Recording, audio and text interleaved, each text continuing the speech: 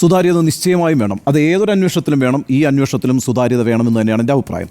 നോക്കൂ, പ്രധാനപ്പെട്ട ചില സംശയങ്ങളാണ് നവീൻ ബാബുവിൻ്റെ ഭാര്യ ഒരു ഹർജിയായി ഹൈക്കോടതിയിൽ സമർപ്പിച്ചിരിക്കുന്നത്. അവർക്ക് ഈ അന്വേഷണവുമായി ബന്ധപ്പെട്ട് പല ആശങ്കകളുമുണ്ട്. ഏറ്റവും പ്രധാനപ്പെട്ട ആശങ്ക എന്ന് പറയുന്നത് SITയുടെ അന്വേഷണത്തിൽ ഇതുവരെ ഒരു പുരോഗതിയും സംഭവിച്ചിട്ടില്ല എന്ന് അവർ ഈ ഹർജിയിൽ വ്യക്തമായും പറയുന്നുണ്ട്. എന്ന് മാത്രവുമല്ല, ഇനിയൊരു പുരോഗതി സംഭവിക്കും എന്നവർക്ക് വിശ്വാസവുമില്ല. അതിൻ്റെ കാരണമായി അവർ ചൂണ്ടിക്കാണിക്കുന്ന ഒരു കാര്യം, PP ദിവ്യ എന്ന് പറയുന്നത് CPM എന്ന് പറയുന്ന ഭരിക്കുന്ന പാർട്ടിയുടെ പ്രധാനപ്പെട്ട നേതാവാണ്.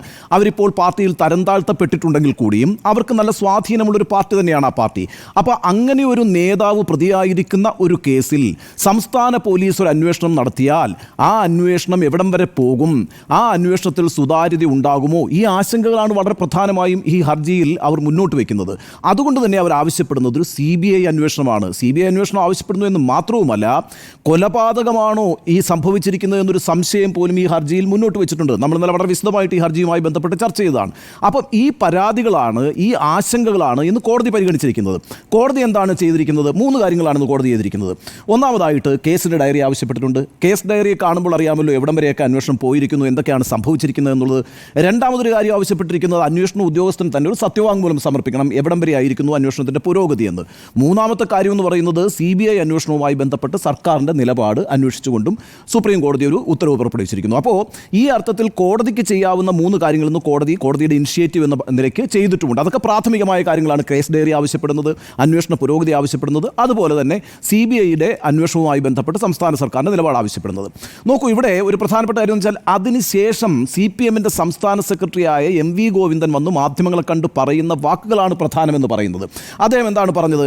അദ്ദേഹം പറഞ്ഞത് CBI അന്വേഷണത്തെക്കുറിച്ച് പാർട്ടിക്ക് വ്യക്തമായ നിലപാടുണ്ട്, അത് ശരിയുമാണ്. CBI അന്വേഷണമാണ് അവസാന വാക്ക് എന്ന് ഞങ്ങൾ ഒരിക്കലും അംഗീകരിച്ചിട്ടില്ല. ഇന്നലെയും അംഗീകരിച്ചിട്ടില്ല, ഇന്നും അംഗീകരിച്ചിട്ടില്ല, നാളെയും അംഗീകരിക്കില്ല. ഇതാണ് MV ഗോവിന്ദൻ പറഞ്ഞത്. അതുകൊണ്ട് ഇക്കാര്യത്തിലുള്ള CBI അന്വേഷണം വേണ്ട എന്ന നിലപാടിലാണ് CPM ഉള്ളത്. നമുക്കറിയാമല്ലോ, ഡൽഹി പോലീസ് ആക്ട് പ്രകാരമാണ് CBI രൂപീകരിക്കപ്പെട്ടിരിക്കുന്നത്. എന്നാൽ രാജ്യത്ത് വിവിധ സംസ്ഥാനങ്ങളിൽ പോയി കേസുകൾ അന്വേഷിക്കാനുള്ളൊരു അനുമതി CBIക്ക് ഉണ്ടായിരുന്നു. എങ്ങനെയാണ് അനുമതി ഉണ്ടായിരിക്കുന്നത്? എല്ലാ സംസ്ഥാനങ്ങളും ഒരു കൺസെൻറ്റ് അക്കാര്യത്തിൽ CBI ഒരു മികച്ച അന്വേഷണ ഏജൻസി എന്ന നിലയ്ക്ക് CBIക്ക് നൽകിയിട്ടുണ്ടായിരുന്നു. നമുക്കറിയുന്നത് പോലെ 2014 മുതൽ ഇങ്ങോട്ടേക്ക് കേന്ദ്ര സർക്കാർ കേന്ദ്ര അന്വേഷണ ഏജൻസികളെ ഉപയോഗിച്ച് പ്രതിപക്ഷ പാർട്ടികളുടെ നേതാക്കളെയും പ്രതിപക്ഷ സർക്കാരുകളെയും പല കേസുകളിലും കൊടുക്കുന്നു എന്നൊരു ആരോപണം ശക്തിപ്പെട്ട കാലത്താണ് കേരളമടക്കം പ്രതിപക്ഷം ഭരിക്കുന്ന സംസ്ഥാനങ്ങൾ ആ പൊതുസമ്മതി, ആ കൺസെന്റ് പിൻവലിച്ചത്. അതിനുശേഷം ഇപ്പോൾ എന്താ സംഭവം?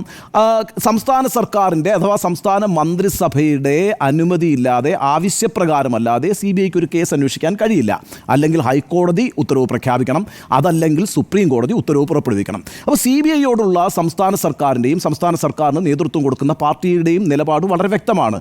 ഇക്കാര്യത്തിൽ 2014 മുതൽ ഇങ്ങോട്ടേക്ക് വിവിധ കേന്ദ്ര ഏജൻസികളെ ഉപയോഗിച്ചുകൊണ്ട് വിവിധ പ്രതിപക്ഷ പാർട്ടികളെ, അവരുടെ നേതൃത്വത്തെ, അവരുടെ നേതാക്കളെ ഒക്കെ വിവിധ കേസുകളിൽ കൊടുക്കേണ്ട ഒരു വലിയ ചരിത്രമുണ്ട്. അക്കാര്യത്തിലൊന്നും ഒരു സംശയവുമില്ല. എന്നാൽ ഇവിടെ ഇപ്പോൾ എന്താ പ്രശ്നം? ഇവിടെ ഇപ്പോൾ ആവശ്യം ഉന്നയിക്കപ്പെട്ടിരിക്കുന്നത് വിക്ടിമാണ്. വിക്ടിമിൻ്റെ ആവശ്യം എന്താണ്?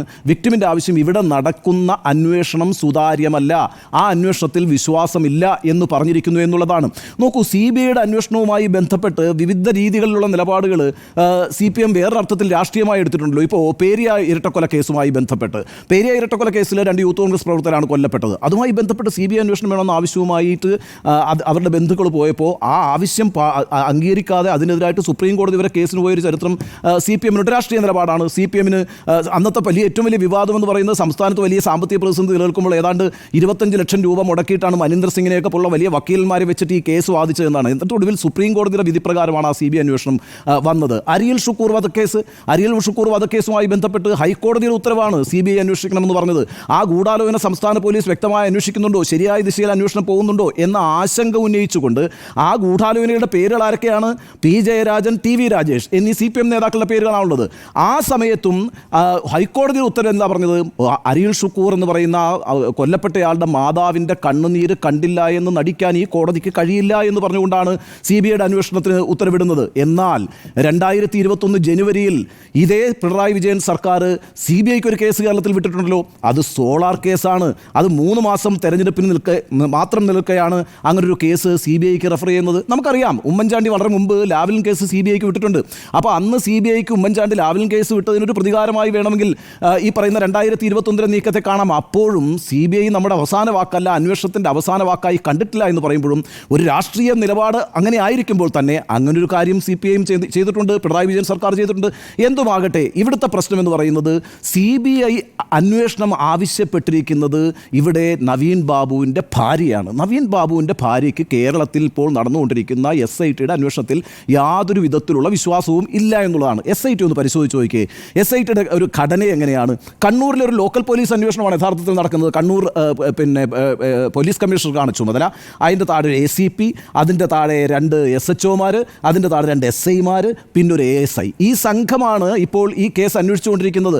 കണ്ണൂർ പോലീസിൻ്റെ മേളിൽ കണ്ണൂരിലെ പാർട്ടിക്കുള്ള ആധിപത്യം നമുക്കറിയാവുന്ന ഒരു കാര്യമാണെന്ന് മാത്രവുമല്ല, ഈ കേസിൻ്റെ അന്വേഷണ ഘട്ടങ്ങളിലുടനീളം കേസിൽ പോലീസ് ഏകപക്ഷീയമായി ദിവ്യയ്ക്ക് അനുകൂലമായി കാര്യങ്ങൾ നീക്കിക്കൊണ്ടിരിക്കുന്നു എന്നുള്ള ആരോപണം അതിശക്തമായി ഉയർന്നിട്ടുണ്ട്. അത്തരത്തിലൊരു പൊതുബോധം സൃഷ്ടിക്കപ്പെട്ടിട്ടുണ്ട്. അത്തരത്തിലുള്ള സംശയങ്ങളും ബലപ്പെട്ടിട്ടുണ്ട്. അത് ദിവ്യയുടെ അറസ്റ്റ് മുതലുള്ള കാര്യങ്ങളിൽ ദിവ്യയോട് കാണിക്കുന്ന പോലീസിൻ്റെ സഹാനുഭൂതി നിരവധി വട്ടം നമ്മൾ ചർച്ച ചെയ്തിട്ടുള്ളതാണ്. ആ അർത്ഥത്തിലൊക്കെ ഈ പറയുന്ന SIT കൊണ്ടൊരു പ്രയോജനമില്ല എന്നും അത് വസ്തുതയിലേക്ക് എത്തില്ല എന്നും അവരുടെ കുടുംബം പറയുമ്പോൾ നമുക്കറിയാമല്ലോ, MV ഗോവിന്ദൻ എന്ന പാർട്ടി സെക്രട്ടറി, വിവിധ മന്ത്രിമാർ, പാർട്ടി നേതാക്കൾ നിരന്തരം മലയാലപ്പുഴയിലെ അദ്ദേഹത്തിൻ്റെ നവീൻ ബാബുവിൻ്റെ ഭാര്യ താമസിക്കുന്ന, മക്കൾ താമസിക്കുന്ന വീട്ടിൽ പോയി ഞങ്ങൾ കുടുംബത്തോടൊപ്പമാണ്, ഈ പാർട്ടി കുടുംബത്തോടൊപ്പമാണെന്ന് ആവർത്തിച്ച് പറഞ്ഞിട്ടുണ്ട്. അങ്ങനെയെങ്കിൽ കുടുംബത്തിൻ്റെ ആവശ്യമാണ് പരിഗണിക്കേണ്ടത്. ആ പരിഗണന കാണിക്കേണ്ടതുണ്ട്. ഇവിടെ CBI വരുന്നതുമായി ബന്ധപ്പെട്ട് CPMൻ്റെ ഒരു രാഷ്ട്രീയ നിലപാടിനപ്പുറം നിങ്ങൾ പറഞ്ഞിരിക്കുന്നത് ഞങ്ങൾ ആ കുടുംബത്തോടൊപ്പമാണ്, ആ കുടുംബത്തിന് നീതി കിട്ടാൻ വേണ്ടിയിട്ടാണ് ഞങ്ങൾ നിലപാടെടുക്കുക, ഞങ്ങൾ ആരെയും സംരക്ഷിക്കാൻ പോകുന്നില്ല, ഞങ്ങൾക്കൊന്നും മറച്ചു വയ്ക്കാനില്ല. അങ്ങനെ ഒരു നിലപാടെടുത്ത പാർട്ടി ആ കുടുംബത്തിൻ്റെ വിശ്വാസവുമായി ബന്ധപ്പെട്ട്, ആ കുടുംബത്തിൻ്റെ ആശങ്കയുമായി ബന്ധപ്പെട്ട് അവരോടൊപ്പം നിൽക്കാനാണ് തീരുമാനിക്കേണ്ടത്. ഏറ്റവും പ്രധാനപ്പെട്ട കാര്യം എന്ന് പറഞ്ഞാൽ ഈ ഉപതെരഞ്ഞെടുപ്പ് ഘട്ടത്തിലൊന്നും ഇങ്ങനത്തെ ആവശ്യമായിട്ട് അവർ വന്നിട്ടില്ല കേട്ടോ. ഉപതെരഞ്ഞെടുപ്പ് കഴിഞ്ഞതിന് ശേഷമാണ് ഈ പറയുന്നത്. അതിൻ്റെ കാരണം എന്ന് വെച്ചാൽ ആ കുടുംബവും ആ പാർട്ടിയുമായി അതിശക്തമായ ബന്ധമാണുള്ളത്. ആ പാർട്ടിയെ നശിപ്പിക്കരുതെന്ന് അവർക്ക് ആഗ്രഹമുണ്ട്. പാർട്ടി പ്രധാനപ്പെട്ട 3 തെരഞ്ഞെടുപ്പുകൾ നേരിടുന്ന ഘട്ടത്തിലൊന്നും ഇതൊരു വിവാദമാക്കാൻ അവർ നിന്നിട്ടില്ല. അതിനുശേഷമാണ് ഈ അന്വേഷണ പുരോഗതിയിൽ ആശങ്ക അറിയിച്ചുകൊണ്ട്, ഈ അന്വേഷണ സംഘത്തിൻ്റെ നീക്കങ്ങളിൽ ആശങ്ക അറിയിച്ചുകൊണ്ട്, ഈ അന്വേഷണത്തിൽ പ്രതിയാക്കപ്പെട്ടിരിക്കുന്ന ആളുടെ സ്വാധീനത്തിലെ സംശയം ഉന്നയിച്ചുകൊണ്ട് അവർ CBIയുടെ അന്വേഷണം വേണമെന്ന് ആവശ്യപ്പെടുന്നത്. ആ കുടുംബത്തോടൊപ്പം നിൽക്കണം. കാരണം നിങ്ങൾ പറഞ്ഞ ആ വാക്ക് പാലിക്കണം. CBIയോടുള്ള രാഷ്ട്രീയ നിലപാടൊക്കെ അവിടെ നിൽക്കട്ടെ. CBI വരണമെന്നാണ് ആ കുടുംബത്തിൻ്റെ ആവശ്യമെങ്കിൽ ആ കുടുംബത്തോടൊപ്പം നിൽക്കാൻ ഒരു ജനാധിപത്യ പാർട്ടി എന്നുള്ള നിലയ്ക്ക്, ഭരിക്കുന്ന പാർട്ടി എന്നുള്ള നിലയ്ക്ക് CPMന് ബാധ്യതയുണ്ട്, ഉത്തരവാദിത്വമുണ്ട്. അതുകൊണ്ട് CPM ഈ നിലപാട് തിരുത്തി സർക്കാരിനോട് ആവശ്യപ്പെട്ട് സർക്കാർ മന്ത്രിസഭാ യോഗം കൂടി CBI അന്വേഷണത്തിന് വേണ്ടിയിട്ടുള്ള ഉത്തരവിടണം എന്ന് തന്നെയാണ് എൻ്റെ നിലപാട്. ഒരു പക്ഷേ ക്രൈംബ്രാഞ്ചിലേക്ക് ഈ അന്വേഷണം മാറ്റിക്കൊണ്ട് CBI അന്വേഷണത്തിന് തടയിടാനൊരു നീക്കം പോലും സംഭവിച്ചേക്കാം. ആ നീക്കത്തെ പോലും നമ്മൾ പ്രതീക്ഷിക്കേണ്ടതുണ്ട്. കാരണം ഡിസംബർ 10-ാം തീയതിയാണ് കോടതി വീണ്ടും ഈ കേസ് പരിഗണിക്കുക. അതിനു മുമ്പായി വേണമെങ്കിൽ ഒരു ക്രൈംബ്രാഞ്ച് IG-യുടെ നേതൃത്വത്തിൽ ഉന്നതതല അന്വേഷണം പ്രഖ്യാപിക്കാൻ പോലും ഒരു ആലോചന നടക്കുന്നുണ്ട് എന്നാണ് ഞാൻ മനസ്സിലാക്കുന്നത്.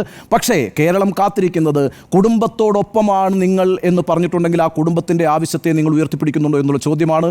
ആ ചോദ്യത്തിന് CBI അന്വേഷണം തന്നെയാണ് മറുപടി എന്നാണ് എൻ്റെ നിലപാട്.